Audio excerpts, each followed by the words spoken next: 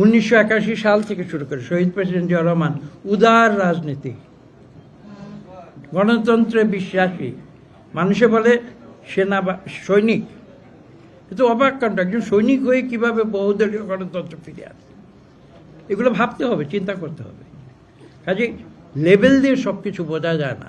আওয়ামী লীগ বলে না যে বিএনপির জন্ম হয়েছে ক্যান্টনমেন্টে, আরে বিএনপির জন্ম তো ক্যান্টনমেন্টে যদি হয়েও থাকে তর্কের খাতিরে মেনে নিলাম, হয়নি ক্যান্টনমেন্টে, তারপরে তর্কের খাতিরে মেনে। তো বিএনপি ক্যান্টনমেন্টে জন্ম হয়ে বিএনপি বহুদলীয় গণতন্ত্র ফিরিয়ে আনতে পারলো একদলীয় বাকশাল থেকে, আর আওয়ামী লীগ জনগণের দল হয়। আওয়ামী শব্দের অর্থ কি? ওটা তো বাংলা দলের নাম করে নাই, উর্দু শব্দ আওয়ামী, সে উর্দু ব্যবহার করে, তারা পাকিস্তানকে ঘৃণা করে। তো আওয়ামী লীগ হলো পিপলস লীগ, আসলে জনগণের দল। সেই জনগণের দল কেন জনগণের ক্ষমতা কেড়ে নিয়ে একদলীয় বাকশাল ক্রিয়েট করেছে? এই প্রশ্নগুলো আজকে আসবে। তো কাজে অনেক অনেক কথা, অনেক আলোচনা। সেই হাসিনাকে আমি কেন বলছি এই কথার প্রসঙ্গটা হচ্ছে এই যে লিডার্স আর ক্রিয়েটেড, বললাম না?